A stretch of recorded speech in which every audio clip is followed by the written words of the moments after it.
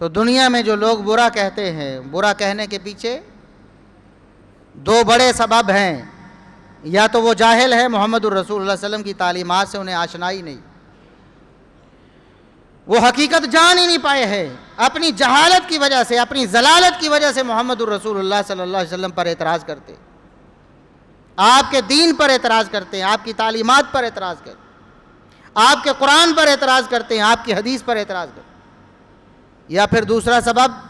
جانتے بوجھتے تعصب کی وجہ سے، عناد کی وجہ سے، دشمنی، بغض اور عداوت کی وجہ سے جان بوجھ کر پتہ ہے کہ محمد الرسول اللہ صلی اللہ علیہ وسلم اس کائنات کی سب سے عظیم ترین ہستی، سب سے بڑے محسن ہیں اس کائنات کے، لیکن جانتے بوجھتے ان کی توہین کرتے ہیں، صرف اپنے مفادات پر ضرب پڑنے کی وجہ سے۔ کچھ لوگ کھل کر کرتے ہیں اور کچھ لوگ اندر کھاتے کرتے ہیں۔ اس دور میں بھی ایسے تھا، ابو لہب نے کھل کر دی، اور عبداللہ بن ابی اینڈ کمپنی منافقین اندر کھاتے محمد الرسول اللہ صلی اللہ علیہ وسلم کی توہین کرتے تھے۔ صحیح بخاری میں وہ واقعہ موجود ہے تفصیل کے ساتھ کہ آپ صلی اللہ علیہ وسلم گزر رہے تھے، راستے میں کچھ لوگ بیٹھے تھے، انصار کے لوگ بھی تھے، کچھ منافقین بھی بیٹھے تھے، عبداللہ بن ابی بھی بیٹھا تھا۔ آپ صلی اللہ علیہ وسلم وہاں سے گزرے، چونکہ آپ سواری پر تھے، آپ کے ساتھ بھی کچھ لوگ تھے، کچے راستے تھے، ظاہر ہے کچے راستے پہ لوگ گزرتے ہیں تو کچھ دھول غبار اڑتی ہے۔ آپ صلی اللہ علیہ وسلم جب وہاں اس مجمع کے پاس آ کے رکے، اس مجلس میں رکے، عبداللہ بن ابی بدبخت نے آپ کی توہین کرنے کے لیے اپنے ناک کو کپڑے سے ڈھانپ لیا، ناگواری کا اظہار کیا اور کہا لا تغبروا علینا، یہ مٹی نہ ہمارے اوپر ڈالا کرو، مطلب کیا ہے، ہمارے پاس نہ آیا کرو، اپنے گھر میں بیٹھ کے اپنی تبلیغ کرو، جس نے سننی ہو وہاں چلے جائے، ہماری مجلسوں میں نہ آیا کرو۔ عبداللہ بن ابی منافقین کا سرغنہ، توہین کر دی اس نے محمد الرسول اللہ صلی اللہ علیہ وسلم نے۔ صحابہ نے عرض کیا اللہ کے رسول، جو مخلص صحابہ تھے انصار میں سے، انہوں نے کہا اللہ کے رسول آپ اس بدبخت کی مجلس میں ٹھہرے کیوں ہیں؟ ہم ہیں نا آپ کے لیے، آپ ہمیں جہاں بلائیں گے ہم حاضر ہو جائیں گے، ہمارے گھروں میں آپ تشریف لائیں، ہماری مجلسوں میں تشریف لائیں، ہم آپ کی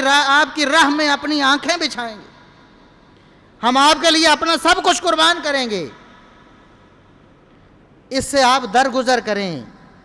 اصل میں اس کے مفادات پر ضرب پڑی ہے۔ کیوں؟ صحابہ نے بتایا کہ اللہ کے رسول جب آپ مدینہ میں تشریف لائے،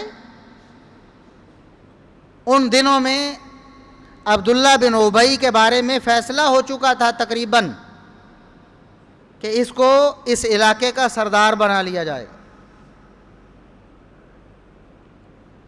وہ تو خواب دیکھ رہا تھا، اس نے تو پگڑی بنوا لی ہوگی نا،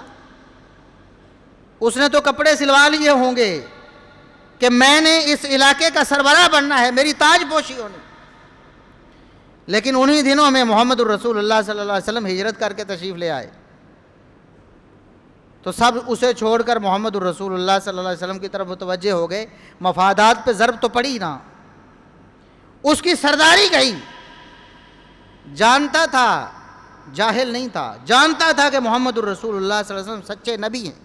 سچے رسول ہیں، جانتا تھا کہ آپ کی تعلیمات اس کے لیے بھی اور پوری دنیا کے لیے امن کا باعث ہیں، جانتا تھا کہ آپ کی پیروی ہی نجات کا سبب ہے، لیکن مفادات پر ضرب پڑنے کی وجہ سے